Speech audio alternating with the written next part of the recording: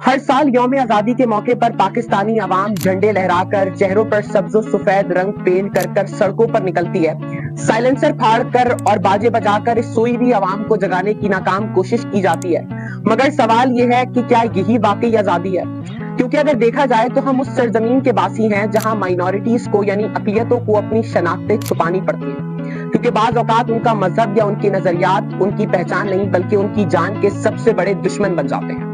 अगर देखा जाए तो यहाँ अदालतों में इंसाफ नहीं बल्कि जिरगों और कबायली फैसलों में तोला जाता है, यानी कि कानून हुक्म नहीं देता बल्कि बाज़ औक़ात देखा गया कि रस्म व रिवाज फैसला करते दिखाई देते हैं। जी हाँ, आज भी इसी रियासत में हजारों माएं और बहनें अपने लापता बेटों और भाइयों के इंतजार में किसी दरवाजे की दहलीज पर बैठी हैं। आज भी यहाँ मोटरवे पर कोई गाड़ियों के हादसात नहीं होते बल्कि औरतों के साथ जिनसी और जबरी ज्यादती के वाकयात रिपोर्ट होते हैं, और अफसोस कि उन्हें इंसाफ नहीं मिलता।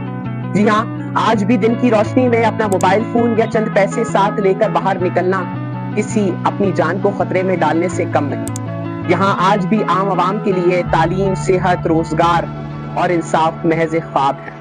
और मजे की बात यह है कि हम इतने आजाद हैं कि हर साल लाखों पाकिस्तानी एक बेहतर मुस्तकबिल की तलाश में बैरून मुल्क चले जाते हैं, कुछ सरकारी तरीके से और कुछ डंकी लगाकर, यानी समंदरों में डूबते हुए या रेगिस्तानों में भटकते हुए। अगर आपको आजादी की कीमत जाननी है तो लीबिया के साहिल पर दर्जनों पाकिस्तानियों की लाशों को देखिए जिनकी आंखों में असल आजादी का ख्वाब था और वो आजादी उनको मौत की आगोश तक ले जा पहुंची। जी हाँ, जॉर्ज ऑरवेल ने कहा था कि freedom is the right to tell people what they do not want to hear, यानी हकीकी आजादी ये है कि आप लोगों को वो बताएं या वो सच कहें जो वो सुनना नहीं चाहते। मगर अफसोस कि यहाँ जब जब सहाफी सच बोलने की जुर्रत या हिम्मत करते हैं तो उन्हें उठा लिया जाता है और उनका सॉफ्टवेयर अपडेट किया जाता है। अब आप खुद फैसला करें क्या आप वाकई आजाद हैं या फिर महज आप वो कैदी हैं जो हर साल 14 अगस्त को अपने खफस को सब्ज सफेद रंग देते हैं और अपने ज़मीर को ये बतलाने और जताने की कोशिश करते हैं कि हम एक आजाद और जिंदा कौम हैं।